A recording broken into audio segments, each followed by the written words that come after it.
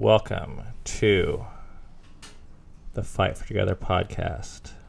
I'm your host, Ben. I'm your co-host, Cami. People want me to be a co-host. So all these people Ben. say they want you to be the co-host, but I feel like we need a special guest. And oh, I see. Well, how about I'm the co-host and special guest? No, I can't do that. And I feel like people don't understand how special a guest is, especially if they're a special guest. Well, they cease to be special if they're there every week. No, I don't. I mean, you're married. I'm married to you every week, but you're not less special. You're listening to the Fight for Together podcast. Well, we're still going to sort this out. But in the meantime, for those of you guys that are new, welcome. I am Ben. I'm Cami. And we have 6 kids together and podcast about our life. And not to brag, but we're told that we're real. Authentic. And I would agree with that, and that's what we strive for. So we talk about things that we're learning and things that we're going through in our marriage and with our kids. And if you've been here for any amount of time, you know that we also talk quite a bit about our faith and our religious cultural background, which I'm trying to be careful how I phrase that. Because I wouldn't even call that faith necessarily. Oh, yeah, no. That's a trigger word for me. Well, that's a trigger word. What's the trigger word? Oh, faith. Oh, faith. Just the whole word faith? Not because there's anything wrong with the word. It's the baggage, for me, that comes with the word. So here we have... Earth Tone Logair says, Cami equals co-host, equal partner for this endeavor. Ben, you can be the creator, producer, and director, but I consider her just as much of a host as you. Joe. 7 likes. The I people agree. have spoken. Your kids or friends could be special guests. Cami is the co-host. I don't really honestly care that much. Signed, Jenny. Well, the thing is, co-hosts get paid a lot more. Oh, well then I do care all of a sudden. They get big cigars. Speaking of which, we need to light our oh yeah, cigars. gotta light these. You know, last week we mentioned getting chairs possibly, and no one commented on that. We'll just keep on talking about it. Oh yeah, that'll do it. I think people are like, oh, I really like listening as long as it's free. Which is fine. But that might have been like overextending our relational equity. Yeah, a little too soon. Give it another year. So I don't have any more comments to read because really there weren't a lot from last time. But sorry, we're lighting our cigars here, which is a bit challenging while smoking. I'm trying to reach for the matches. And tonight there is a bit of a snafu with... By the way, do you know what snafu stands for? Situation all fucked up. Well, first of all, it's spelled snafu, S-N. Oh. Situation normal all fucked up? Yep. It's a military term that basically goes to, like, explain a situation where, like, everything's just, like, totally fine 1 second, and the next second it's just, like, all fucked up, and there was, like, everything was, like, great. That was our date night tonight. And then Situation normal until conversation in the car on the way to the Indian restaurant. About sex. And then enter all fucked up for the rest of the date. So Cammie wanted to be having sex right now instead of podcasting. But I'm taking one for the team. And podcasting instead. Mm-hmm. And we released a whole vlog about what we're going through right now with scheduling of sex. If you want to know more about that, maybe someone can post the link below. It's not going to be me. If you guys aren't even going to offer to buy me a chair, I'm not posting any links for you guys. This is a give and take relationship, people. Yeah. But the commenting is getting better, so I do want to let you know that I appreciate that. I guess I should say the positives. Yeah. Okay, so this podcast has been a bit of a challenge at times coming up with content, because sometimes I get things come on my mind, and sometimes we have these dry spells, and I'm like, what would be a good thing to talk about? And then there's weeks like this week where it is just like the perfect gift from God appears in your lap. And you just can't, you can't even pray for things like this. They're so good. And so I'm a member of all these, like, basically like ex-faith community Facebook groups. Just kind of like to see what's going on. And I think this is where it got posted. Oh, really? Yeah, kind of like an LOL. Like, Yeah. look at what these idiots are up to. Yeah. And I'm not calling them idiots. I'm just saying that's what, might have been going through some of these people's heads. And it's this service called PureFlix, PureFlix. And there was a little YouTube video that was their introduction, and I can't really do it justice. I just have to play it for you. And the visuals are, it's like the vlogging family, I feel like. Like the picture perfect. The family your mom always wanted us to be. It's like a white guy and a girl. He's clean shaven. They're wearing clothes from the mall. Are you saying my mom's racist? I'm not saying that's racist. I'm just kidding. She just likes white guys that are clean shaven without tattoos, and have a few white kids that are on like Pottery Barn couches. Mm-hmm. Okay, so that's the setting. Here's the audio for you. Ah, Okay, not that one. what is going on here? Oh. Hi, I'm David A.R. White, co-founder and managing partner of PureFlix Entertainment. And I'm Andrew Logan White. You may know us from the roles we've played in God's Not Dead, Do You Believe, Mom's Night Out, and the newest PureFlix film, Faith of Our Fathers. But at the end of the day, my favorite role by far is that of a husband and a father. And mom, and wife. Like you, our family is always looking for great movies and TV shows to share together. And like you, we're often disappointed by the content on leading networks and subscription-based services. So you can imagine how excited we are to officially announce that PureFlix is starting its own subscription-based video-on-demand service. Think of it as a Netflix for families of faith. What does this mean for you?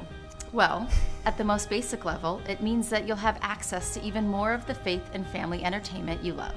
PureFlix's huge catalog of quality, Christ-centered movies will be available to you at the click of a button. And that's only... Okay, so that's the gist. And you wonder why the word faith triggers me. Now, I consider us a family of faith. Well, I don't know. Cammie, I consider myself a person of faith, I guess. Cammie's getting triggered. Now, I don't exactly know what this means, this PureFlix. I mean, I can, like, guess. So the only way to figure this out is to get a membership right now. Monthly, $10.99. Next. Credit card payment information. Am I really doing this? Yes. enter my Just little code that Wait, you guys... just don't actually click. Well, the first month is free, so I can cancel. I just have to remember to cancel Oh. this. Oh gosh. And I'm pretty good about that kind of stuff. Okay. Okay. Billing address. What? Okay. Terms and conditions. Anything fancy there? You're over 18. Okay. Start membership. It's All right. loading. Scanning for purity. Thank you. We are thrilled to have you as a member of the PureFlix community. Explore PureFlix. I half expect them to be like. Okay, so we have Explore You don't. PureFlix featured exclusively on PureFlix, recently added and most watched. There's so many things to click on, I just don't know where to start. Maybe we'll go Explore PureFlix first.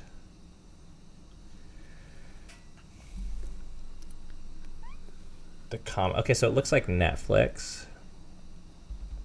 Why Looks a lot like Netflix. do I not recognize any? Oh, Fireproof. I always wanted to watch Recognize that that. How to It's the only Train movie Your I recognize. Puppy. No. Husband? What? So, wait, what? Does that say How to Train Your Husband? How to train? No, that one. Not that one. How to That one. train your husband? Rated G. 1 hour 25 minutes. A marriage therapist attempts to fix her own marriage by focusing on how to change her husband. I'm not judging. Good luck with that.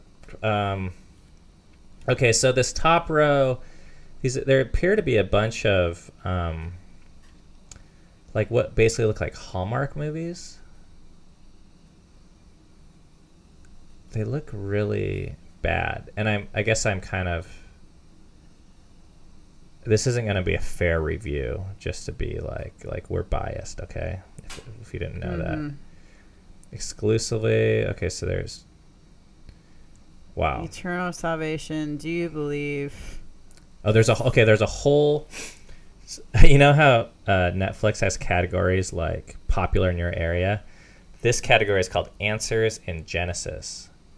And I don't want to make fun of this too much because I kind of have some more serious points to make, but we got to make fun of it a little bit. Oh, Ken Ham has this whole thing here. Okay, so basically they have all these things like probably debunking dinosaurs and science and stuff. Recently added. This should be like the super hip stuff. There's a series called Pure Talk.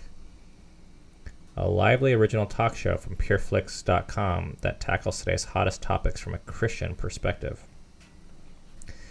Okay, so their little thing is that this is like wholesome, family friendly. This is not going well. Okay, they have VeggieTales and our Kids' Choice. I have a soft spot for VeggieTales. Oh, Where the Red Fern Grows too. Oh, so they have. So that can't be as good as Where the Red Fern Grows 1, which certainly is not as good as the book. That's my favorite book as a child. But I recognize that title at least. There's a whole thing called Sermons and Ministry. Okay, this has got to be really boring for you. So we got to get off Moving this. right along. Okay, that we did our thing there. But from their About section, it says, our purpose is simple. PureFlix streams wholesome movies, TV shows, and more your entire family will enjoy. We'll come back to that word wholesome. Our mix of family-friendly and wholesome entertainment includes movies for all ages, kids, animated titles, documentaries, how-tos, hobbies, educational, health and fitness, sports, outdoors, and travel, plus many inspirational and devotional titles. It's all delivered in the highest resolution possible. We provide a wholesome viewing experience. Man, they really like that word, wholesome. For your entire family that is fun, entertaining, inspirational, and educational.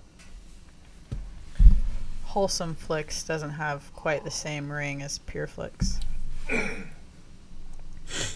So, let's talk about this. I feel like if I talk about this, I'm just gonna not be very nice. So maybe you should talk about it. What would you say that's not nice? I don't know. I'm just kind of afraid to get into it.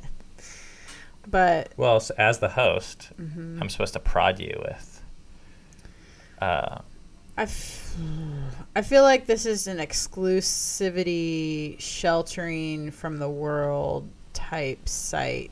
They said something that they're trying to change culture. But for me, I feel like it's actually trying to hide away from it.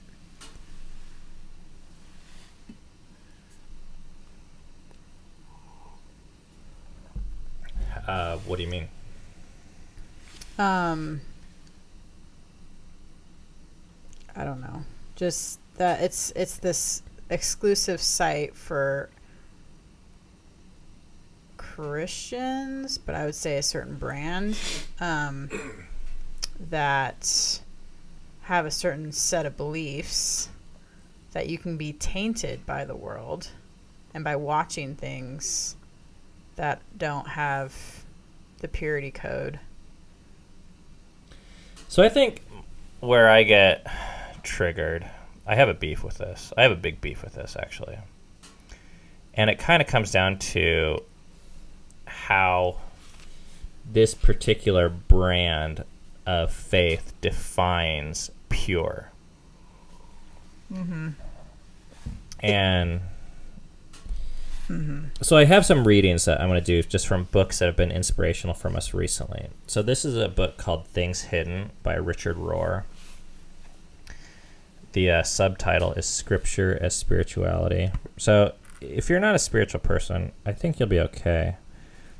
Because we're not going to, I mean, we're talking about our background here, but this is, everyone's invited to this conversation. So this is just a paragraph I'm going to read from page 29. He writes, "The word sin has so many unhelpful connotations in most of our minds that it's very problematic today. For most of us, it does not connote a state of alienation or separateness. Instead, it connotes little naughty behaviors and personal moral unworthiness." So if we're going to even use the word sin, what he's kind of saying, I think, reading between the lines, is the biggest sin would be separation from God or people. So that's a really different thing, though, than what this website is saying when it's saying wholesome, which I think wholesome is AKA no sin included. I think that's basically what they're saying. It's sin-free. Well, and it's a certain behaviors that are sin, like watching R-rated movies. Well, exactly. I mean, and that's what this definition for this paragraph says. It is not, the problem that it says is that it denotes or connotes naughty behaviors and personal moral unworthiness, which is not at all what sin was supposed to be about. Little naughty things. Yeah. And this website, it looks like, my guess is just knowing the history of these things, is it revolves around movies that don't say bad words, they don't show people dying, they don't show sex, they don't show, did I already say swear words? Nudity, duh. They probably don't show drug use. So it's like Truman Show, which isn't real. And the difficult thing is it comes across as being wholesome or good just because it excludes those things, even if it doesn't teach you how to truly mend relationships on a global level, especially, let's just say, with people who do those things, which is, I would beg to say, the entire world. Well, at least that's what Jesus' point was. It's more of a setting apart of yourself from those people who would taint you, or those behaviors that would taint your morality. So having our channel titled Fight for Together, this really does piss me off, because I think Jesus' message and religion and faith is actually all about relationship with God and relationship with people.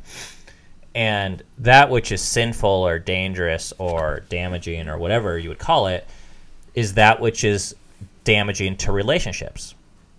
And this Christian culture has kind of culturally appropriated that phrase of wholesome and sin and danger and all these things, and basically took it to be like, oh, as long as you don't say bad words or show any tits, then you're wholesome. And they're basically drawing all sorts of lines. You know, I mean, I wonder how they show, like, if there's like the Jesus film. You know, the Jesus film, it just like shows Jesus' life, and he like hung out with prostitutes, right? Well, they shouldn't show that on the website, because that's not wholesome, is it? No. So here's another paragraph on page 77. Jesus is too interested in moral purity because he knows that any preoccupation... Oh, sorry. I totally botched that. I know. I was like, Jesus is not... That was actually an accident. Jesus is not too interested in moral purity because he knows that any preoccupation with repressing the shadow does not lead us into personal transformation, empathy, compassion, or patience, but invariably into one of two certain paths: denial or disguise, repression or hypocrisy. So Jesus came on this earth, and I grew up reading the Bible. Maybe not everyone did, but it's a bit shocking, like not just what he said, but what he didn't say. So he hung out with prostitutes, like I already said. That's some of my favorite examples, because that's the perfect opportunity for him to be like, yo, bitch, get a real job. Put some clothes on. Straighten yourself up. You know, I don't want to see you out here next time. Here's $20. Which is what, more or less, what it felt like I ought to do when I was in that religious world. You certainly wouldn't talk to them like an equal and ask them for their advice on relationships, or just hear them out, you know, because that could be seen as encouraging what they were doing. And Jesus got accused of this kind of thing all the time. But what Richard Rohr is saying in this book is he wasn't obsessed with any moral purity. Like, he didn't push that on anyone, because he knew that when you become obsessed with that, you push the dark sides of us. He calls it the shadow. It doesn't lead to more empathy when you're like, oh, I don't look at porn. I don't look at porn. I don't look at porn. You look at porn? I don't look at porn. It leads to denial, disguise, repression, and hypocrisy. Which, that last one, hypocrisy, that seems to be like what the church is the most known for. Yeah. In our day and age. I find Christians like to use the example where Jesus tells the adulterous woman to sin no more as an example. Well, he upholded that, not to commit adultery, but that wasn't his point. His point was actually to show the other people that were ready to throw the stones that they're all in the same boat. And when he said sin no more, it's interesting using that definition of sin. He could just be saying, don't be separate from God anymore. So this is the last line from this book I'm going to use. It's from page 92, and it says, insiders are by nature dualistic because they divide themselves from the so-called outsiders. So should we define dualism? Yeah, why don't you talk about our history with dualism and learning about it as I relight my cigar. Yeah, dualism, we found out that it just means that you believe in black and white, right and wrong. You see the world in binary categories. And as we have stepped away from those religious beliefs, we've entered in more to what's called non-dualism, where you see things, I guess the best way to put it is in gray, but you just don't see things in categories as much.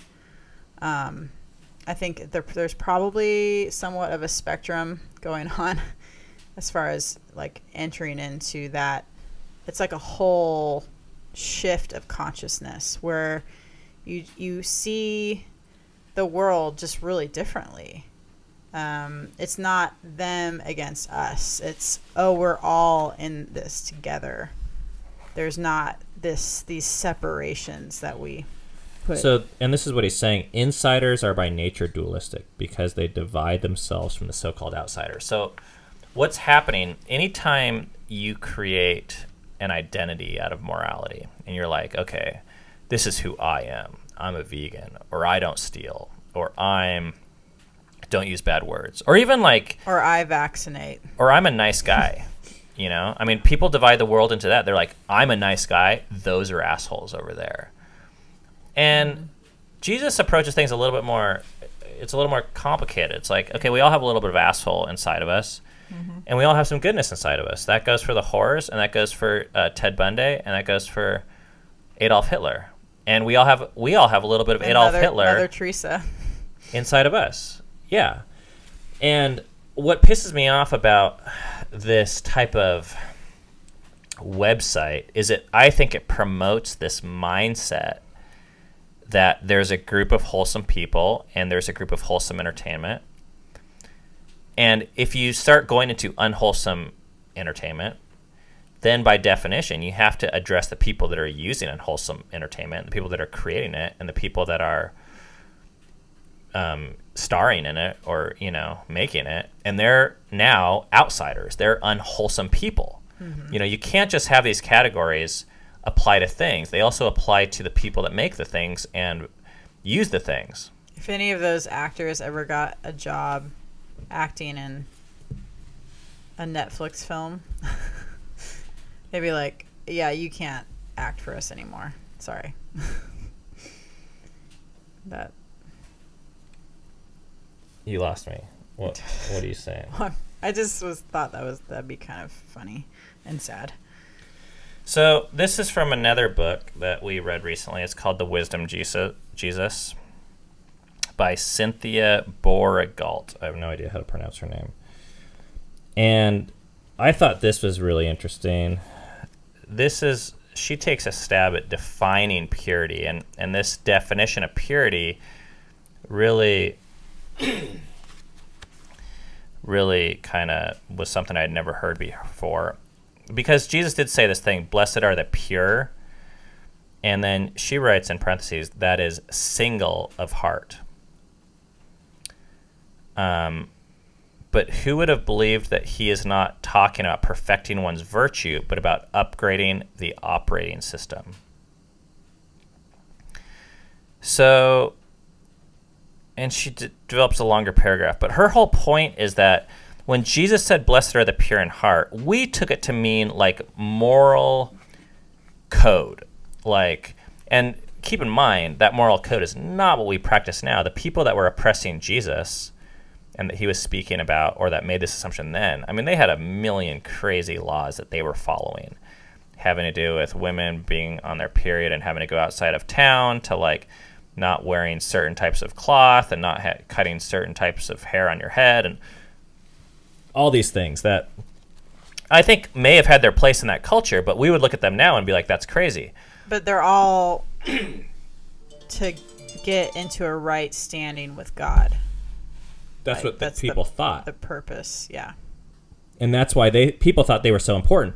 So when Jesus came along and said, blessed are the pure in heart, what a lot of people applied it to mean is like, oh, nowadays it's like, okay, don't say bad words. Yeah. And don't smoke pot. And don't have sex at this time with that person. Wear really short skirts. When what this author is saying that Jesus was actually saying was like, pureness is more about singleness of mind. And it's actually about upgrading your operating system from having an egoic operating system, operating out of ego and identity. So basically operating out of your mind versus operating out of your heart. To seeing a higher plane of spirituality. Yeah.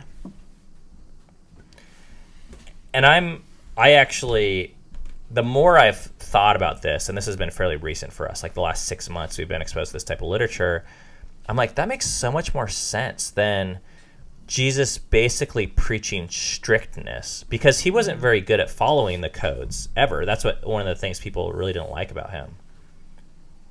That's why he got killed. Because he didn't follow the codes he was supposed to follow. Okay, so we got 2 more readings. 2 more other sources I'm going to be talking about for today. One is from this book that I've been reading. I just finished it. It's called Shameless by Oh, you just finished it. Nadia Bolz-Weber, A Cool. Sexual Reformation. It had sex in the title, so I thought I'd be interested, and it was okay. But there's this thing on page 26 and 27, and it says, Jesus kept violating boundaries of decency to get to the people on the other side of that boundary, those who'd been wounded by it, those who were separated from the others, the motherless, the sex workers, the victims, and the victimizers. He cared about real holiness, the connection of things human and divine, the unity of sinners, the coming together of that which was formerly set apart. So I just want to read that first line again. Jesus kept violating boundaries of decency to get to the people on the other side of that boundary. This is what pissed people off. I mean, you know, there's that, what is it, the 6th commandment that says honor the Sabbath and keep it holy or something like that. Jesus broke that like blatantly, almost like on purpose. I mean, this is one of the 10 commandments. I don't think people realize, like, who wrote the 10 commandments? God. Who did Jesus say he was? God. And then he appeared to like give a middle finger to the law. I mean, this was the definition of decency, was these rules. So we have a couple ways we can make sense of this as people of faith. One is to say Jesus was like just a reckless kind of idiot and he didn't follow the rules and therefore he wasn't God. But if we want to have any, you know, sense of cohesion and say, well, he was God, and that's something I actually believe, but we don't have to get into that, then the only other definition that I know of is to say, well, maybe he followed the rules, but the rule was much deeper than what we thought it was. It was never about moral strictness. It actually was about love. And that's what he kept on telling people, is like the only rules basically are, or all the rules point to, love God and love your neighbor. And we kept on making it about not using fucking swear words and not showing tits and not showing violence and not showing divorce and drugs. That is loving your neighbor only. When that is what puts a boundary up in between us and our neighbor. And our neighbor is like any human. Mm-hmm. So that's what is so frustrating to me about this website. I don't think this is a neutral thing anymore, you guys. I used to think, oh, live and let live, like, you know, these people can have their beliefs. But coming from this belief system, when I was in it, I feel like I don't think I was like overtly oppressive towards others, but I wasn't empathetic. I certainly couldn't be loving because I primarily define people by their actions, just like this website is primarily defining a movie by the number of 4-letter words in it. Mm-hmm. And they're feeling better about themselves. I mean, look how happy these people look in this fucking trailer. They look like they're just like got done making the world a better place for them and their kids and their family, when really, Well, ironically, they're saying we're trying to make a Christ-centered world, when Jesus never asked for their version of a Christ-centered world. I call bullshit. Mm-hmm. So this final thing that I'm going to read is from one of my favorite essays of all time. This is an essay called Why Work by Dorothy Sayers, and it's a free PDF you can get online. I'll put links to all these books in the show notes. But this PDF, I actually just would highly recommend it to everyone. Well, I don't know, maybe people of faith. I don't know how it would apply to people who don't use faith, because she comes from a faith perspective. So, but it's free, so at least if you hate it, all you lost is your time. But on page 5 of the way I printed this out, so she's asking this question, like, why should Christians specifically work? Christians who are saying that, like, God is the most important thing in their life. And she says the type of question that she should ask before she starts a job is, will it exercise my faculties to the utmost? Meaning, will it, like, exercise your full potential? That's how she determines if basically someone is doing good art or if someone is doing good work. Which is the reason, this is a response article, you guys, to I think like the day and age where people were saying Christian work is the type of work that happens in a church, or, that happens when you're making Bibles, or categorizing work as, yes. Yeah.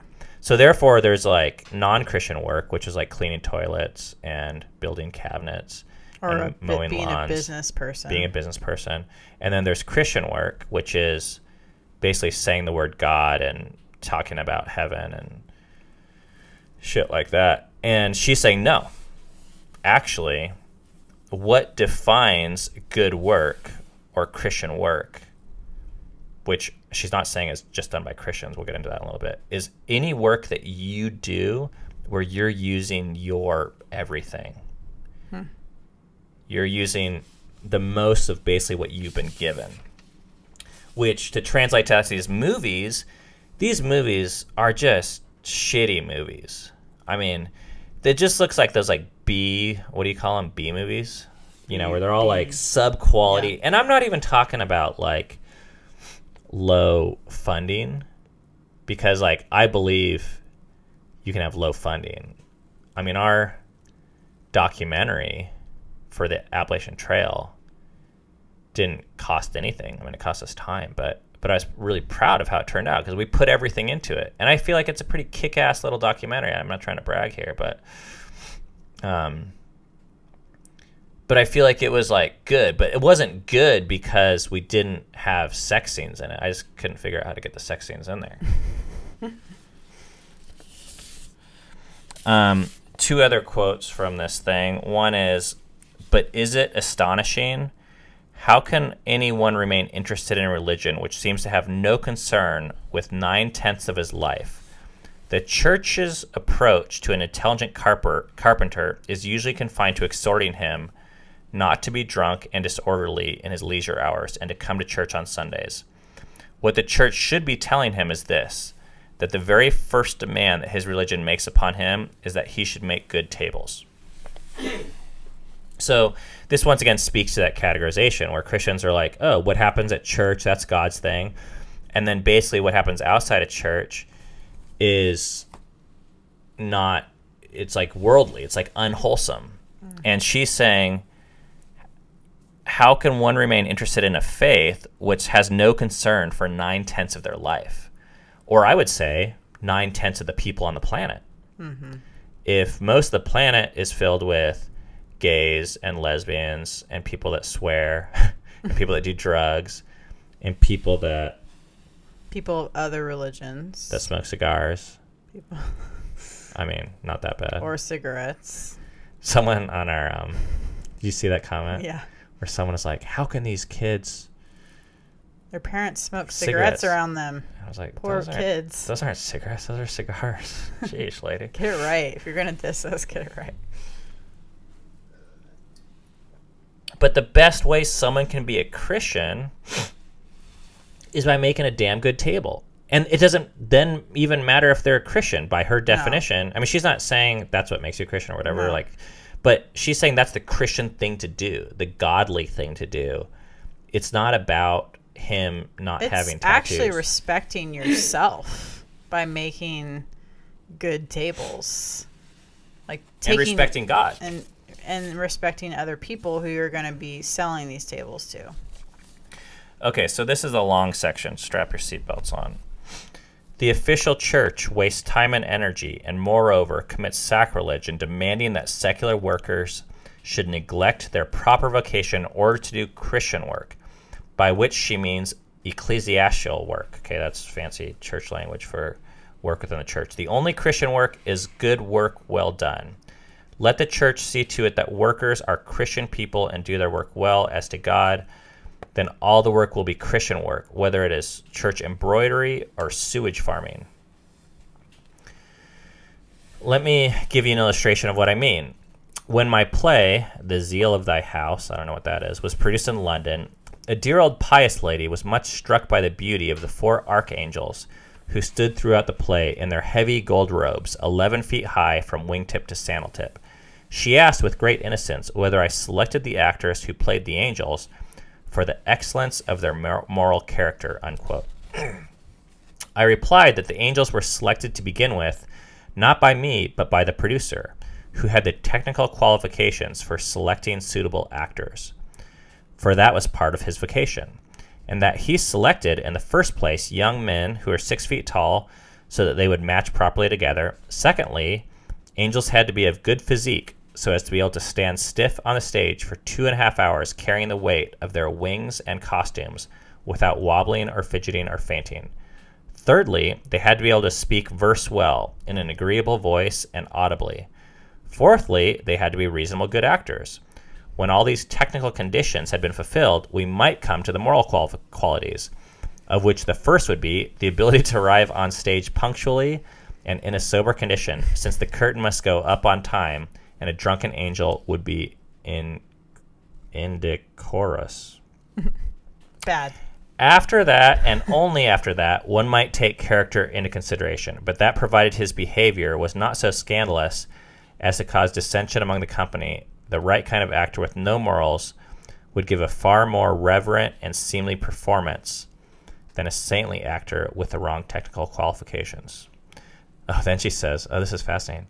The worst religious films I ever saw were produced by a company which chose its staff exclusively for their piety.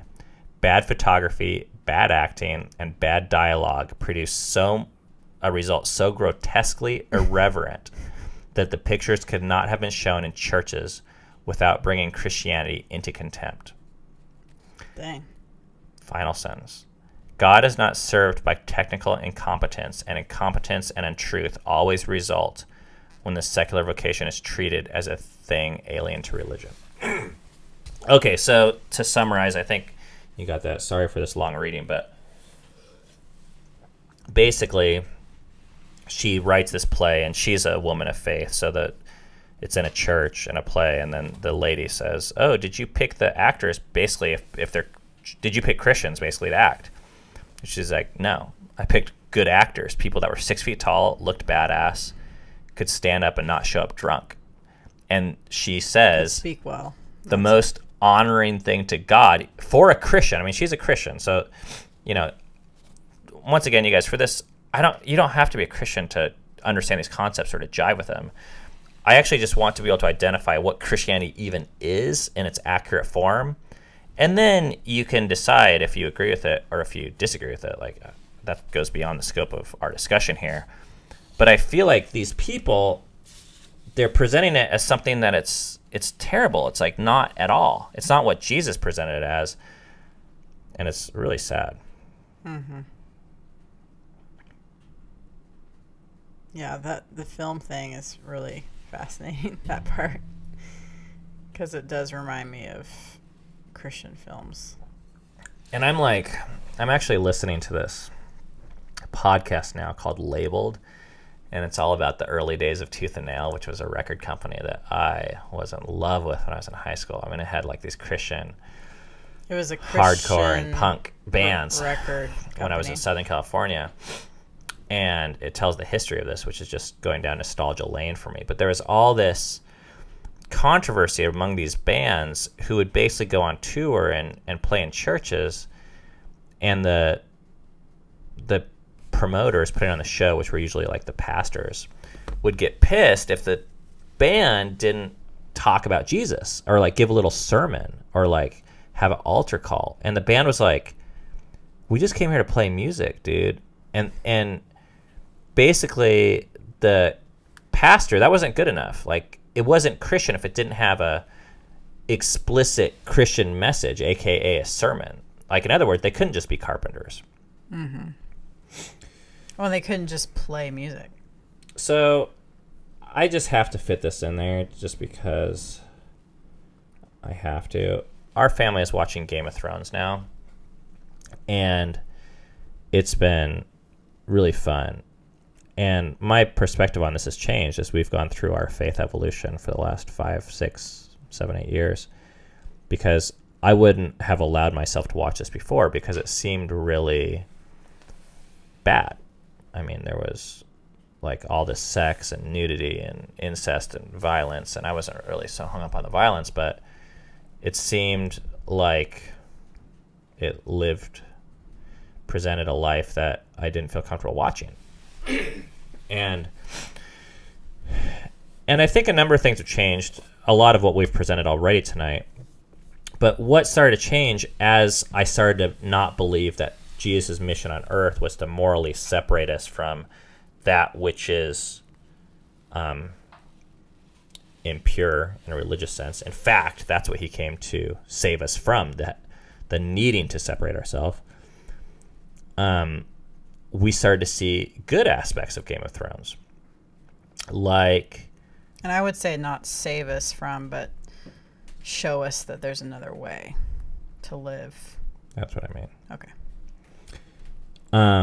We started to see Game of Thrones in a different way. We started to see, oh, I think the cinematography is amazing. Like, the art is really cool. I think for a cultural timepiece, it's pretty amazing. I mean, it's a fantasy, but there's interactions. It's like a time period of history in the fiction world where I could see this happening, you know, like these monarchies and these lords and serfs and knights and honor codes and brutal violence and simplistic, illiterate farmers. And better than almost any show I've seen, it just got me in touch with that type of humanity, which I think is really important to understand.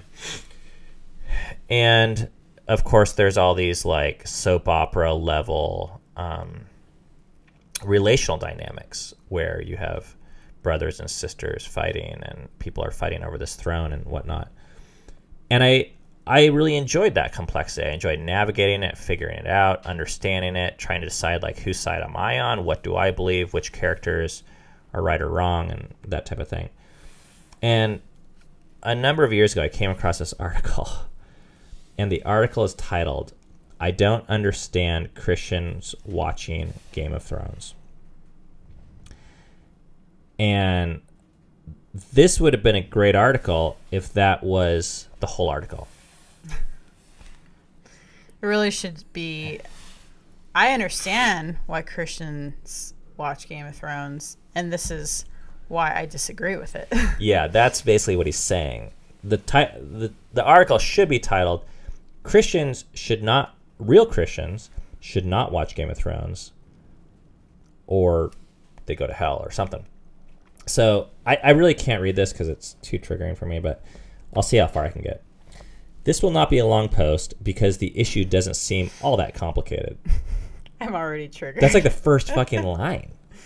He's like, oh, this is super simple. I got this, guys. I don't understand Christians watching Game of Thrones. Okay, that's your title. Okay. Whenever there is a new episode, my Twitter feed overflows with people talking about Game of Thrones. First off, I'm always amazed that this many people have HBO. And not PureFlix. It didn't exist then, so they should have been giving their money to the church. But second, and much more importantly, I'm always amazed at the number of people I respect, smart people, serious Christians, good conservative thinkers, are obviously watching and loving the series. True, I haven't seen it, not an episode, not a scene. Just so you know. I hardly know anything about the show. I'm that awesome. I know many people consider it absolutely riveting, full of compelling characters, and engrossing story, and excellent acting, writing, and aesthetics. But isn't it also full of sex? ? Okay, that's all I can read. But basically what he's saying is all of those things, compelling characters, engrossing story, excellent acting, writing, and aesthetics, are all canceled out by sex. Graphic sex. He doesn't even say graphic. He just says sex. Well, he says. So there is also, graphic sex. Yeah. But that's just a fascinating take on, and I'm not even going to talk about if that type of sex is good or bad to watch, because I have my questions about it, especially with our kids. But this, I think, is the approach that Christians have taken towards art, and I think it sucks, which is it can be awesome and amazing and beautiful, and you can be talented as hell, but you're showing a nipple, so I'm boycotting it. Yeah. And it's this trumped up level of morality that says that my code overrules Good art. everything else. Yeah. And I think that is a huge mistake. I don't think it's what Jesus taught. And getting into some of the readings we did today, I think this separates us from reality, from ourselves, because there's a shadow self in all of us, where this guy's acting like he doesn't give a shit about sex. And I get it. Like, if you don't want to, this was my beef with Christian, I don't know what to call it, but let's just say the Christian culture for a long time, is they acted like they were above it and like it was almost irrelevant. And what I would rather say is like, man, sex it kicks ass. Like, it's really fun to watch. Can we just say that? It's like really interesting. Like, watching people fucking, like, there's some cool things about it. Mm-hmm. And maybe it has some negative side effects. And maybe we should do it or maybe we shouldn't. Like, I don't know. That's an interesting conversation. But first, let's say it's pretty cool. Like, it's interesting. Like, there's a reason why. Well, this just further designates sex as bad. This type of talking about it in this article, which that pisses me off.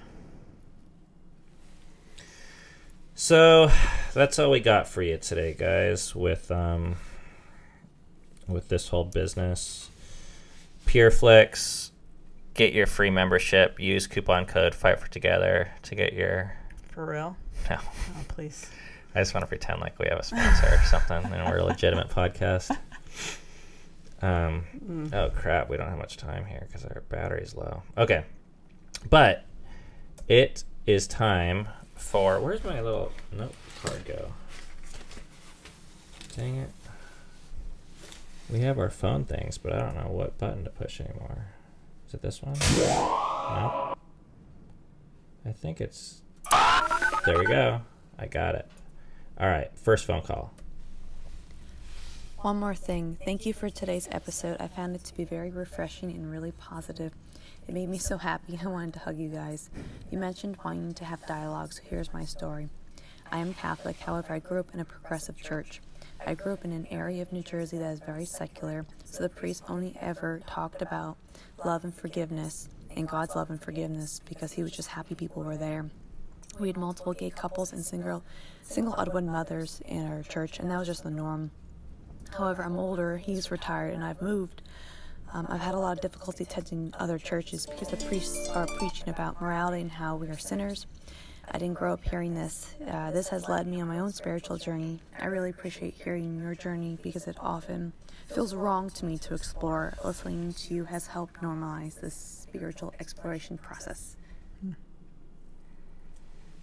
Very cool. Yeah, thanks for leaving that message. That was obviously the second part of a message that I think the first part we answered in a previous episode, so I didn't want to deal with it. But all right, here's the next question. Hi, Cami and Ben. A question for your question segment.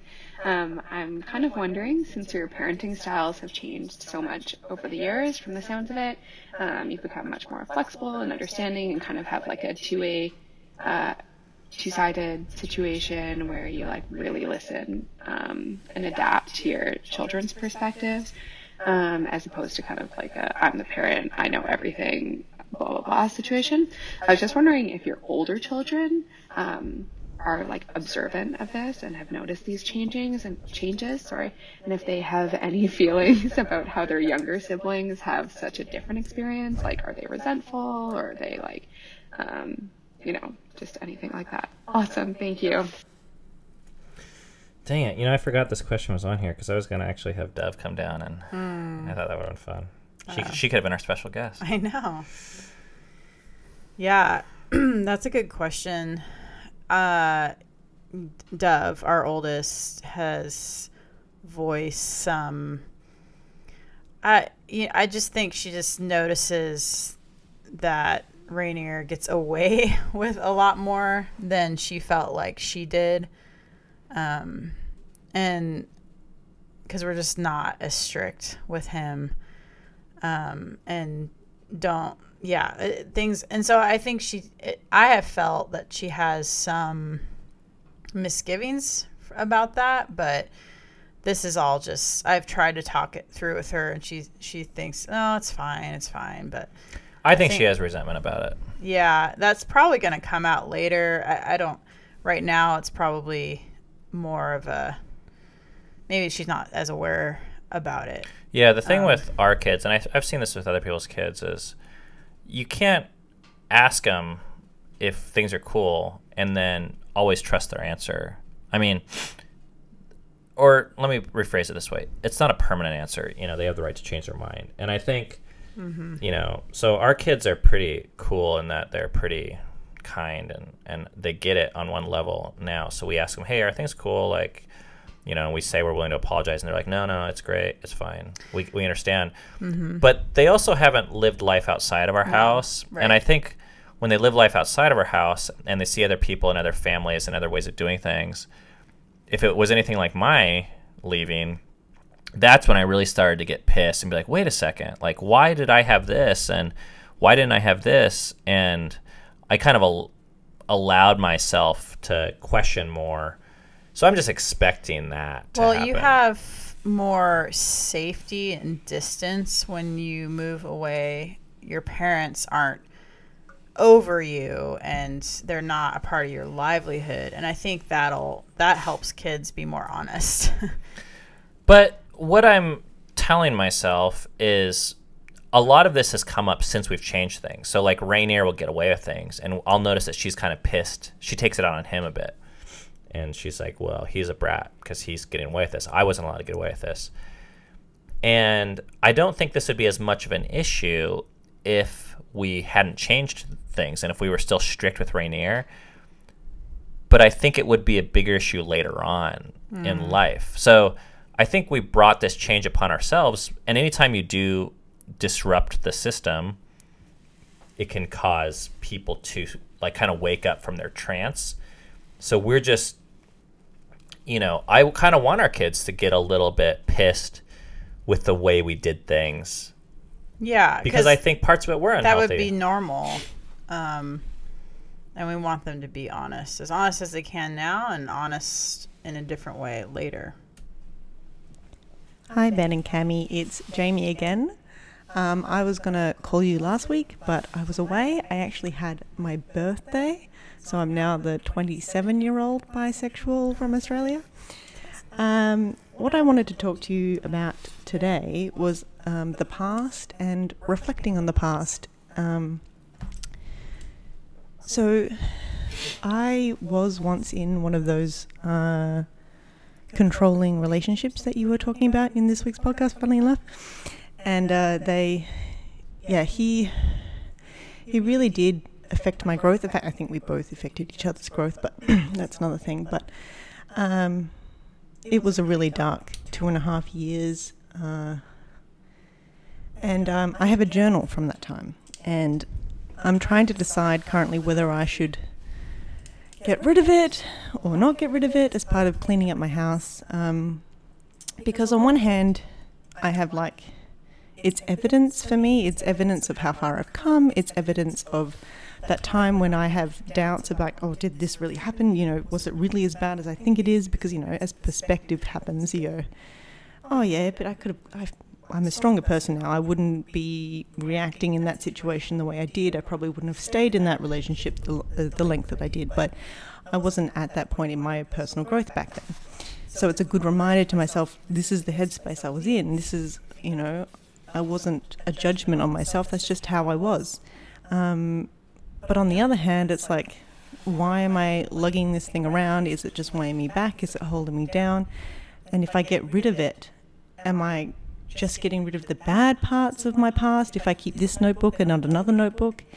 And yeah, it's just how I curate rather my notebooks, and which ones I keep and which ones I don't keep, and what reflection that has on what I'm like growing and learn. I don't know if that makes any sense to you at all, but it's basically about how do I curate my lessons that I've learnt in a way that benefits me today. And is this notebook a benefit for me today? I'm not expecting you to have the answer to that, but it's just saying it's something that I'm reflecting on and trying to work out whether or not I keep it or not. It goes between both ideas at the moment very quickly. So I was just wondering how you reflect on your past and what things you keep from your past and how you use that to help benefit you today. Hope you're both having a lovely time, and catch you later. Bye. Thank you, I love Jamie. that question. I'm going to go grab the power cord. I have a story. I was in an abusive relationship when I was between 13 and 16 with a youth pastor. And I had all these letters from him. And when I turned 18 and kind of became pretty angry about the whole situation, I made a pretty rash decision and just decided to throw all of them out. And I don't actually fully regret that, because that was kind of where I was at, that maybe I needed that.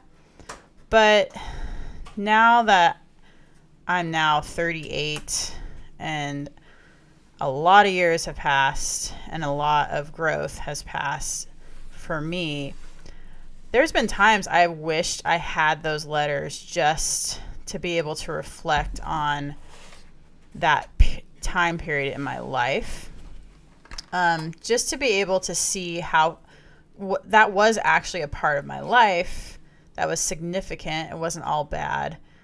And I don't know, maybe I could have read them again once and then decided, yeah, I'm going to throw these out now. But I kind of wish I had at least a chance to read them again at this point.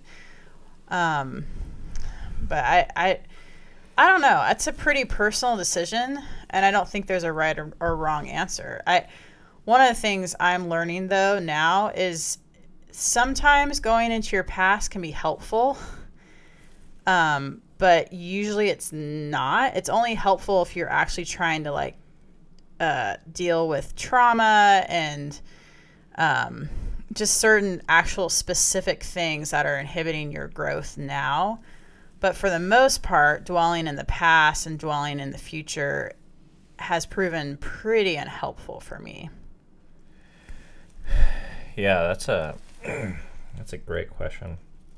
I love how in her question she acknowledges that it was mutual unhealth too. I think that's a great way of taking ownership and power in what you can do about the future.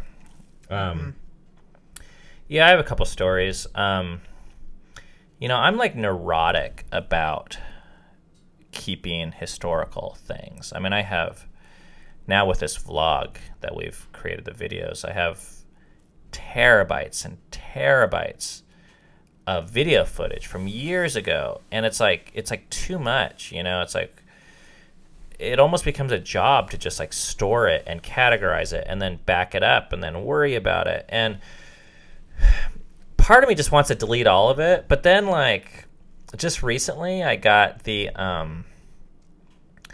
inspiration to create a mini documentary and tell a story of something that's been going on for the last 3 years. And I'm really glad that I have that footage now. But part of that is because I'm a storyteller, like by profession or craft or trade. Like that's what we do with these vlogs and our videos, is tell stories. And it's an art that I am extremely passionate about. And specifically, we tell stories of ourselves. So having video footage of ourselves directly facilitates that.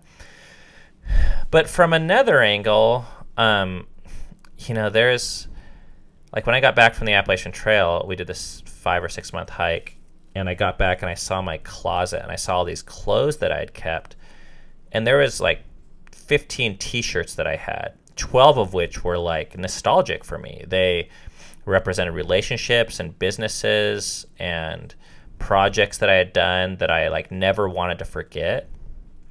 And I was like protective of these t-shirts. Like I wanted to take care of them, and I kind of wanted them to last forever, to preserve this memory and these good times. And finally I just felt like I had to like throw them away. So I didn't. I like asked my kids if they wanted them, and they all wanted them, but a few got thrown away. But it was really helpful for me to let go of them and move on. And like Cami said, just I didn't realize how much they were holding me back in the past, and we're both a lot more about just being in the present nowadays, and believing that focusing too much on the future, too much on the past, it really robs you of being in the present. So I don't know. I hope those stories maybe give you some inspiration of some ways to think through that, but I could see going either way on it. I have a lot of journals from earlier, and they do serve a reminder for me of how far I've come, which is cool. I think if I'm ever kind of doubting, oh, I'm not growing, or and then I just look back in these journals, and again, no judgment towards my past self, but wow, I've come a long way. That's cool. And like, I don't know, one other thought that's been helpful for me is there's not going to be any cosmic test or quiz or court case where we have to produce all this evidence of what really happened and get it right. And I say that mostly to myself because I think that's what I always had. Like I was like, oh, I want to be prepared for this thing that could happen in the future. Like I don't want to forget. I don't want to let it go just in case I need to be ready and have this thing. And it's actually like, no, I don't. Like if the best I have is some memory where I was like, I think this happened, but I don't know. I think that'll be okay. And, I suppose there's a few things we got rid of that I regret. I regret getting rid of your wedding dress because I thought, oh, it'd be cool if one of our daughters could wear it. Mm-hmm. But then it's also like, fuck it, I guess we'll figure out plan B, right? I mean, we're not going to cry about it. Yeah. All right. Well, thanks, guys, for the questions. Yeah. That's all for today. If you want to leave a question, this is actually... crap, this is so important. This is episode 24. Next week is the last episode. So... What do you mean the last episode? Of first season. Oh, first season. That's right. So if you want to... You have 2 days from the date this is published to leave a special message that tells your story of a way that this podcast has impacted your thoughts or how it's made you feel. And the phone number to do that at is 206-651-5744. And that and all the books and the essay and PureFlix for your 1-month free membership is all in the show notes. And this podcast is available everywhere you get podcasts for the most part. And we also have a Facebook group discussion where we go more in depth. So thanks for listening, guys. Thanks for all of your thoughtful questions and comments and all those types of things. And leave us a message if you want. Thank you for listening to Fight for Together. We'll see you next time.